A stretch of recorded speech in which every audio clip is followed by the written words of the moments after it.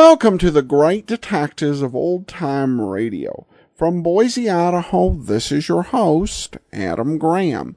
If you have a comment, send it to me. Box13 at greatdetectives.net. Follow us on Twitter at Radio Detectives and become one of our friends on Facebook. Facebook.com/Radio Detectives. Well, before we do get started, I do want to let you know that I do have a free ebook out there. Powerhouse Flies Again is the start of the Adventures of Powerhouse superhero comedy series, and it's available free in all major ebook stores or at smashwords.com. It's a fun adventure and will give you a great sample of what we're doing with the Powerhouse series. So that's Powerhouse Flies Again. Well, here now from April 29th of 1951 is today's episode of The Saint, Fishes Gotta Eat.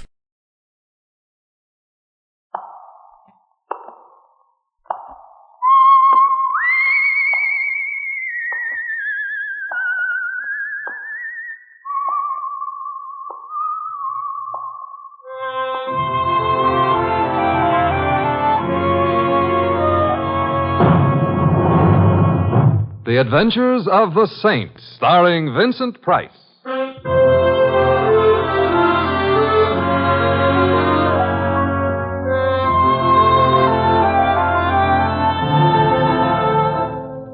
The Saint, based on characters created by Leslie Charteris and known to millions from books, magazines, and motion pictures. The Robin Hood of modern crime now comes transcribed to radio, starring Hollywood's brilliant and talented actor Vincent Price as The Saint. I don't like it around here, Rico. Waterfront? What's the matter with it? Oh, I don't know. I get the jitters. You think too much. Listen, after we pick up the stuff in Sparrow, you can retire. Ever been in Florida? Yeah, once. I didn't like it. All right, so you can retire someplace else. Oh. Is that the ship up ahead? It ought to be if we're on the right pier. Yeah, that's the expert. Yeah. There's no lights on it. Nobody's aboard except Sparrow. Yeah.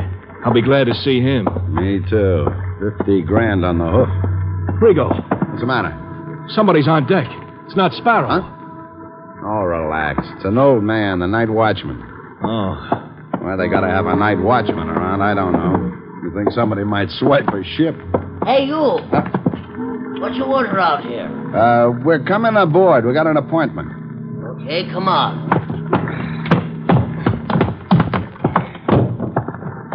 Appointment with who? Put your popgun away. Sparrow is expecting us. Sparrow? Yeah, one of the crew. You heard of him, didn't you? Yeah. Heard a lot about him. How come? He jumped boats. Rigo, Take you hear it what he easy, says? Collins. The jump boat where, Pop? Galveston. The crew was talking about it. Sparrow'd been acting funny ever since the boat pulled out of Amsterdam. Come Galveston, goodbye, Mr. Sparrow. Oh, that's fine. Goodbye to our stone, Shut up, too. Collins. You have something belonging to you, fellas? No. We're friends of his. We just wanted to get in touch with him. Well, you sure come to the wrong place. You could be putting on an act. You're on the ship. Go ahead and look for him. Never mind. Come on, Collins. Come on. Aren't we going to wait? This is one place Sparrow wouldn't ever show up. But he'll have to show sooner or later. And when he does, let's get out of here. So long, Pop. So long.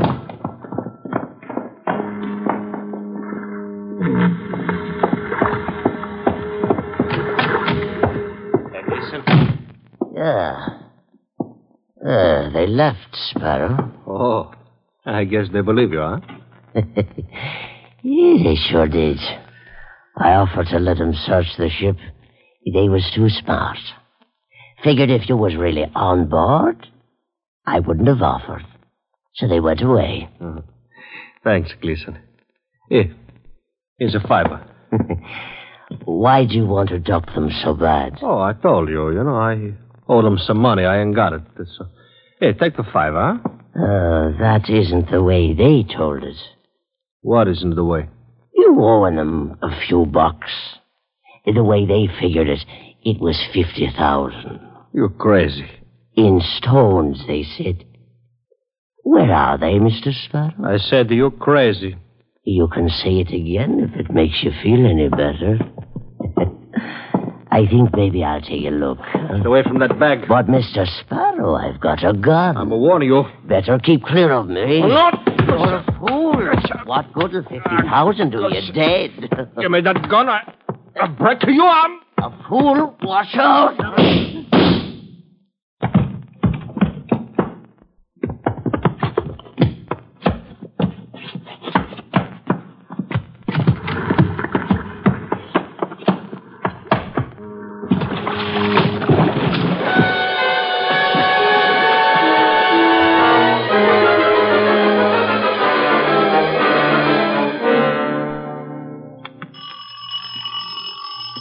No.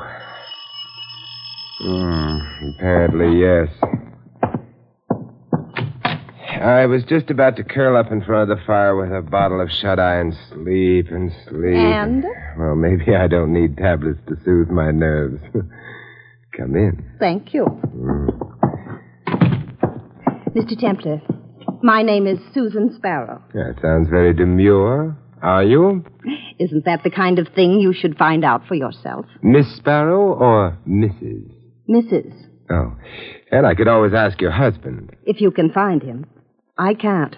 That's why I've come to you. Oh, I see. Somebody lost him? Well, he was supposed to have reached New York 3 days ago on the steamship Exbrook. Oh, he was a passenger? No, one of the crew.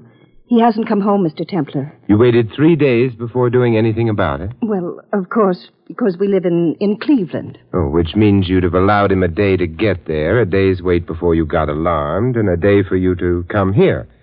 All right. Can you think of any reason why he wouldn't have come to Cleveland? Can you? Well, of course, he may not feel the same way I do about... About? Cleveland. You've got in touch with the ship's captain? No. You see, Frank, my husband, didn't want anyone to know he was married. He's shy? I don't know. He's sort of mysterious about things. I see. Will you find him for me, Mr. Templar? I'm afraid something may have happened to him. Something terrible. I'll do what I can. That means you'll find him. A very pretty vote of confidence, but... And it's more than a vote. You're a lifesaver, Simon. Well, thank you. I just hope I'll strike the right flavor with your husband.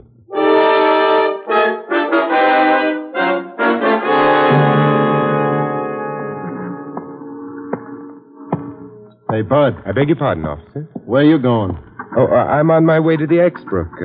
That's it, isn't it, at the end of the pier? Yes, that's the Exbrook. But visiting hours ain't in effect. Oh? Yeah, Harbor Detail's got a little job of work to do. Oh, such as? Dredging. It sounds deep. For anything in particular? A body. I see. Someone fell overboard. Well, maybe. Or he could have been pushed.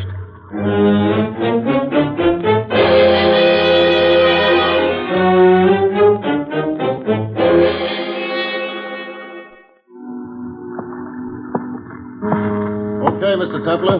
The lieutenant is ready to see you now. That's very nice of the lieutenant. Come on. They found the body, then? Yeah. Watch your step here. Hey, Lieutenant. Here's the guy. Okay, Simmons. Now, Mr. Templar, I understand you've been hanging around. Watchful waiting might be a better description. What brings you here? A man named Sparrow. Friend of yours? I never met him. However, I'd like to see him. Why? He might be worth seeing. He might be. Wait a minute, Mr. Templar. Aren't you the saint? Yes, but you don't want my biography at the moment, do you? No. Come here.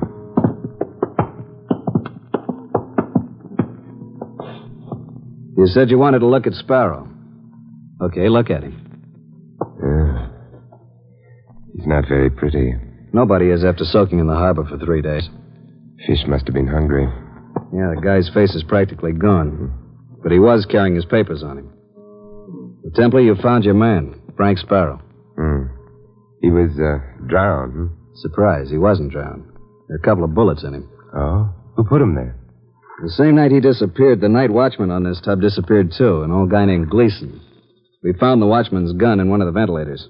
2 shots had been fired from it. Also, some weights were missing. Watchman shot Sparrow, put the weights in his clothing to keep him down for a while. Kept him down for 3 days, but Sparrow came up anyway. Proving you can't keep a good man down. Or a bad man?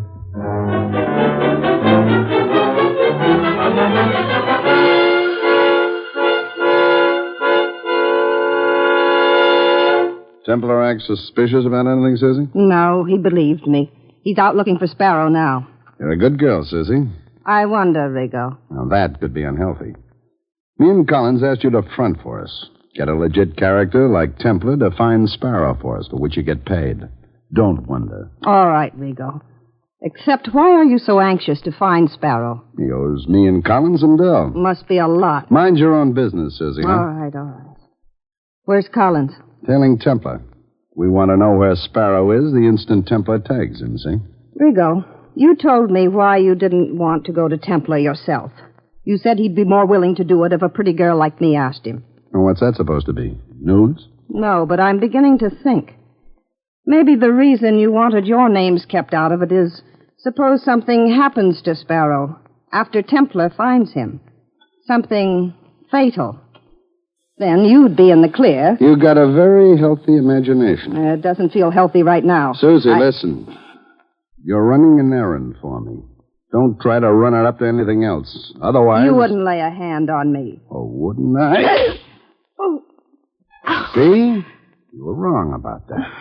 You could be wrong about lots of things, so stop imagining. Just do like you're told. No, Rigo. Hump me.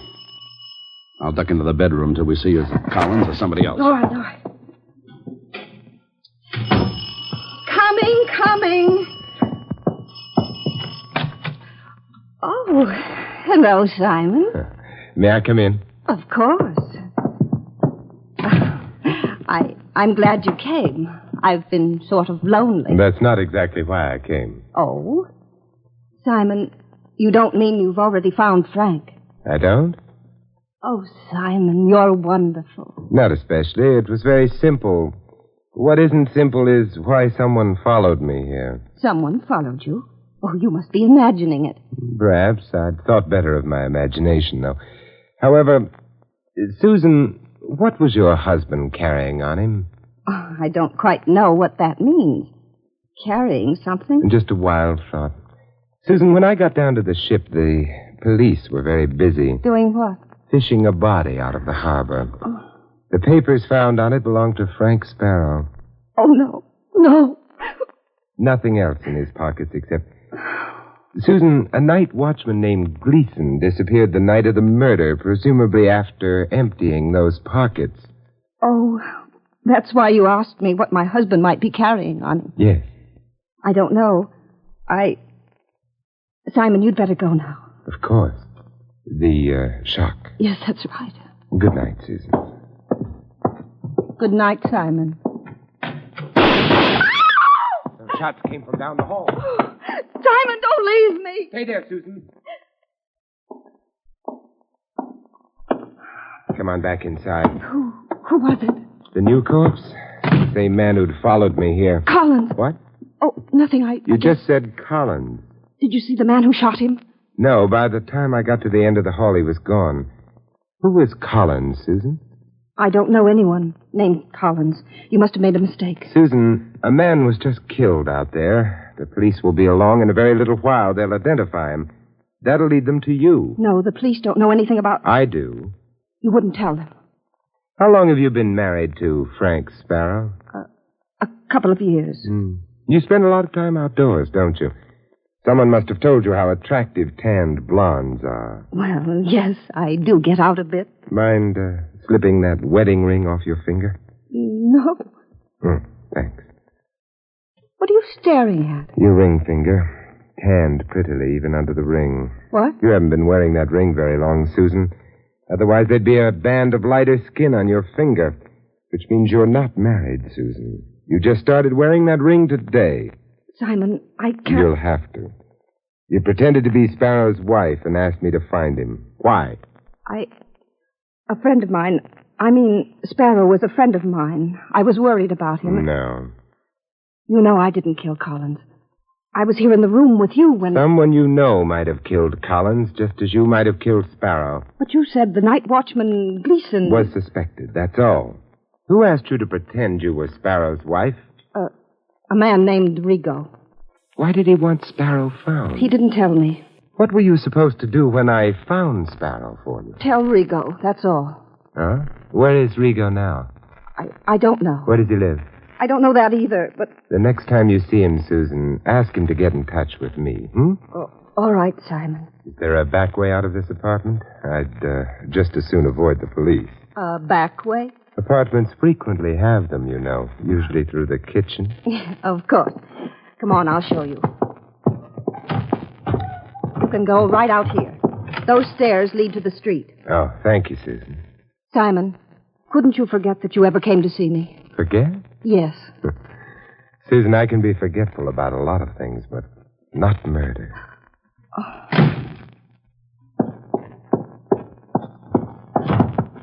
Bright boy gone? Oh, Rigo. You weren't very smart, Susan. What do you mean? Feeding Bright boy my name. I had to. Otherwise, he might have turned me over to the cops. You didn't knock off Collins, did you? So why worry? Because maybe you did. Little thinker, ain't you? Susie, I was in the apartment when Collins got it. You could have gone out the back door, shot him, then come back. Sure. Only you forgot to mention that to Templar. I didn't forget. Rigo, you were expecting something from Sparrow. Something worth money. That night watchman who killed Sparrow must have stolen it. But you're going to find that night watchman now, aren't you? I wouldn't know. Sparrow's being fished out of the harbor don't make me feel good. Rigo, I stuck my neck out on this. For peanuts. There's been a couple of murders. Rigo, I want more money for my end of this job. Suppose I did kill Collins, Susie. That would be on account of I didn't want to cut him in. I mentioned your name to Templar. That would be because I wouldn't want you to get the same idea about me. You're not only pretty, Susie, you're smart. Thanks. You could easily get too smart. All right. I'll cut you in, Susie. But no more flapping of the mouth to Templar, right? Right. Goodbye, Susie. Where are you going? Home. I'm a hard-working man. I need a rest. What about Gleason? The night watchman? Don't worry. He'll have to peddle the stuff he took off Sparrow. When he does... You won't forget to let me know, will you? I won't forget. And you watch yourself for that saint, huh? Because the way I've heard it, it's only a nickname.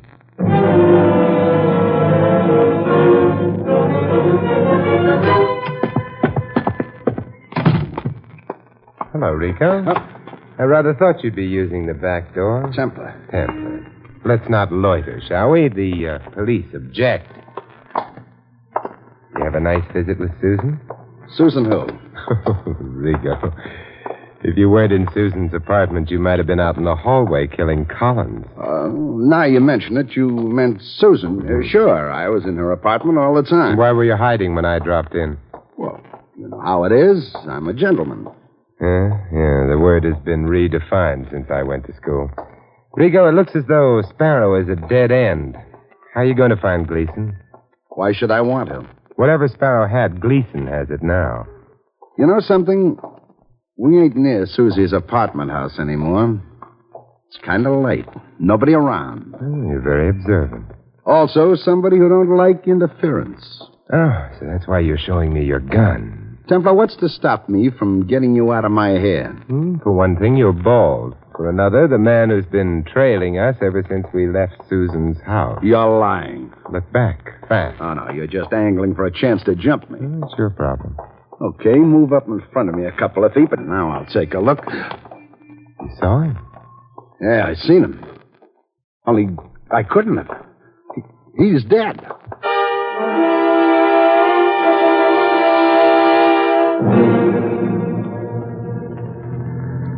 Rigo, you're a fool. If you hadn't started running, we could have caught the man trailing us. I like this better, being in a cab. Oh, that's the kind of remark I approve of. Louis, stay out of this conversation. Uh-huh. Suddenly you don't like cab drivers, Mr. Temple? I'm crazy about them. Look, I see two fellas having a foot race in the middle of the night. I think maybe they would get there faster in a cab. I pull over to the curb, and it's my fault it turned out to be you, huh, Mr. Temple? No, Louis, and I'm very grateful that you stopped for us. Okay. Hey, nobody mentioned the address. 53 Carlton. Well, it's address. Who is that man, Rigo? George Washington. You're a little behind the times. Rigo, did you kill Collins? No. Can you prove it? No. The police are going to want somebody for that murder. Well, let them find their own murderers. I got other troubles. It may turn out to be the same trouble, Rigo. If you didn't kill Collins, then the man who did may be after you. Yeah? Yeah, and for the same reason. To get you out of the way. So he could cash in on the stuff Sparrow was smuggling into the country. Jewels, I'd guess. Who cares what you guess? Besides, that would make it Gleason, and I ain't afraid of Gleason. Why not? Because he ain't dead.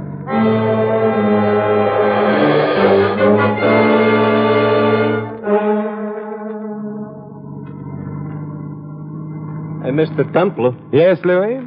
You know, personally, I'm not sorry we deposited Mr. Rigo at his house.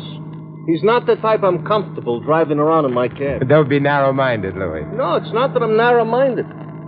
Just so happens I'm not bulletproof, neither.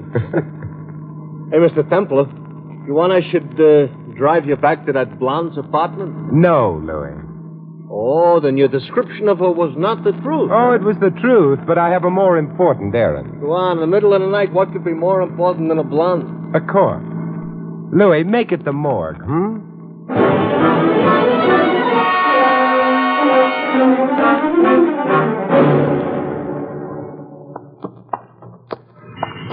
All right, Louis. Oh, it's about time. I don't enjoy waiting around for a fare outside of the morgue. I get morbid thoughts.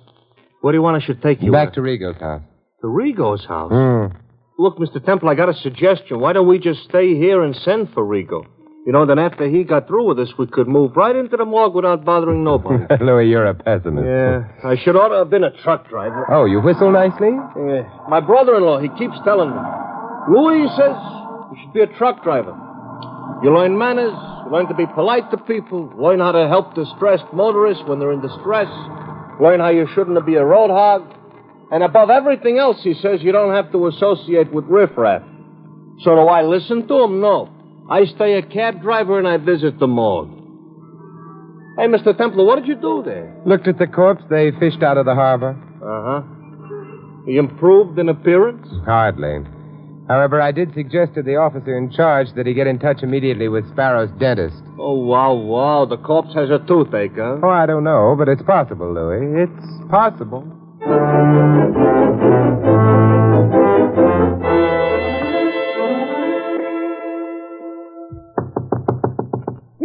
Rigo. Who is it? It's Susie. Let me in.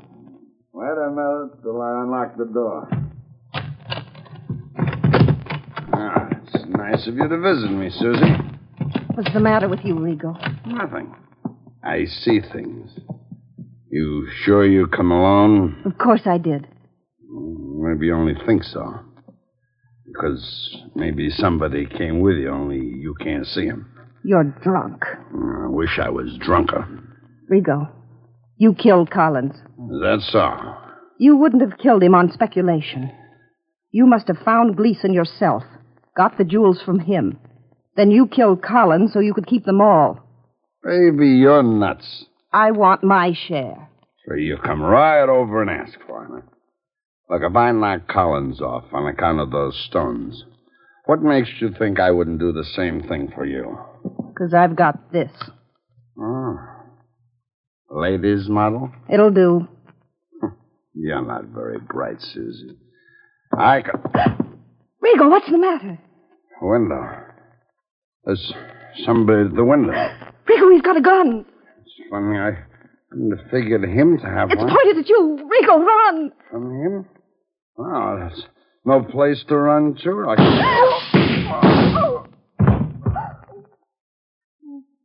Rigo. No place to run.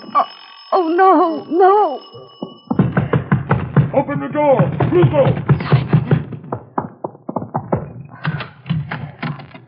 Simon. Those shots. Where's Rigo? Never mind. Rigo. Rigo, who shot you? Nobody. Rigo, don't be a fool. Rigo. That's that. Simon. He's dead. You were the only one in the room with him, Susan. He was shot through that window. Simon, please believe me. Window glass broken by the bullets. Pieces of glass fell into the room. That means... Someone outside shot Rigo. Someone... Keep talking, Susan.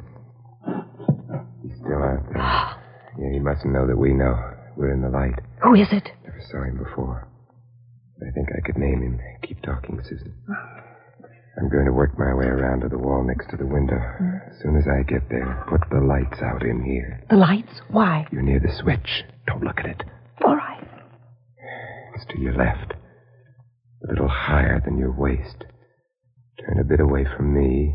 Slide one hand behind your back. What are you going to do, Simon? Go out the window as soon as the lights are out. I'm scared. Nothing to worry about. I'm set, Susan. Got your finger on the switch? Yes. All right, then. Let's have a little darkness. Hey, what do you mind? Think not. Yeah, much better. Susan, put the lights on inside. All right, Simon. Simon, did you... Yes. Our little stranger is resting. You recognize him? No, I've never seen him. Then perhaps I'd better introduce you to him. Susan, meet Mr. Sparrow.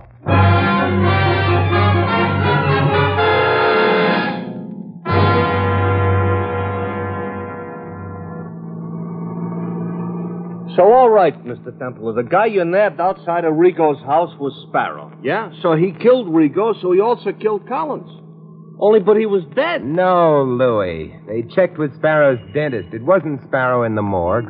Oh, sure. He was out shooting people. But if it wasn't Sparrow, who was it? The night watchman, Gleason. Oh, you mean instead of Gleason knocking off Sparrow, it was Sparrow which knocked off Gleason? That's right, Louis. Then he emptied Gleason's pockets and put his own papers in them. He hoped that would result in the police looking for Gleason. Yeah. He also hoped it would throw Collins and Rigo off. Well, it did. Until he could kill them and keep the jewels for himself. Yeah, it's a very low type. Only you must have known before you caught Sparrow. On account of, you told the cops to look up that dentist? So how did you know? Obviously, Sparrow was in a hurry after he killed Gleason. The shots might have been heard. Therefore, he didn't have time to change clothes with the dead man.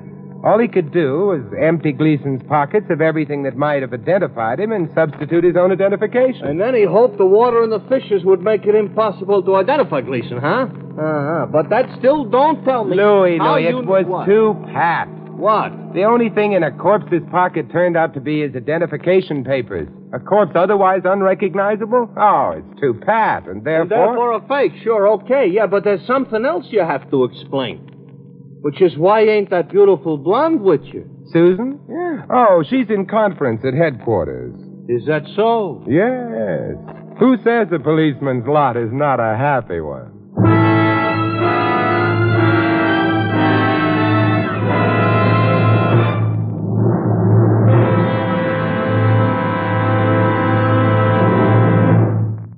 You have been listening to another transcribed adventure of the Saint, the Robin Hood of modern crime. And now, here is our star, Vincent Price. Ladies and gentlemen, in tonight's cast, you heard Sheila Bromley as Susan and Ted DeCorthia as Rigo. Sidney Miller played the night watchman, Gleason. And Peter Leeds played Collins. Harry Bartell was the lieutenant and Harry Brown the policeman. Louis is played by Larry Dobkin. This is Vincent Price inviting you to join us again next week at this same time for another exciting adventure of the Saint. Good night.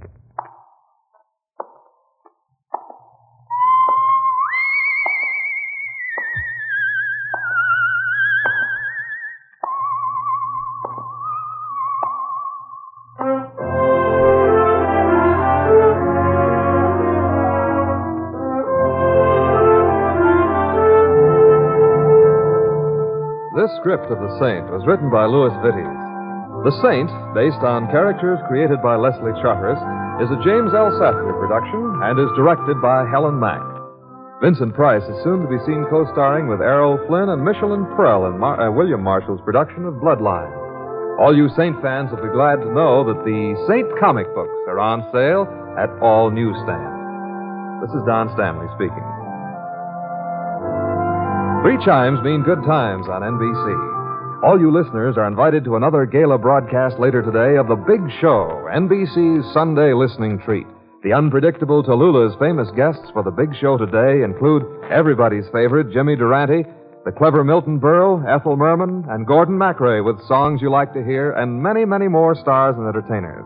Your big Sunday lineup today also includes a splendid one-hour presentation of the comedy The Man in Possession, bringing you as it stars the famous acting team of Rex Harrison and Lily Palmer on Theater Guild on the Air. And enjoy the Phil Harris Show later on NBC.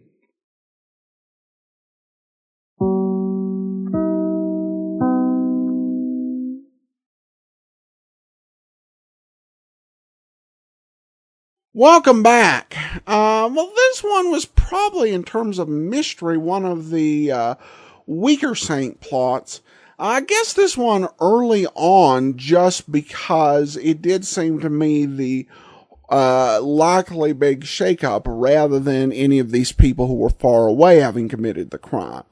I also have to say that with the suspects talking among themselves, and the way the Saint comes into this, it almost seems like a script for The Falcon. And I can't help but wonder if this was either a reused script or a script that had been proposed for The Falcon and then rejected and subsequently reworked for The Saint.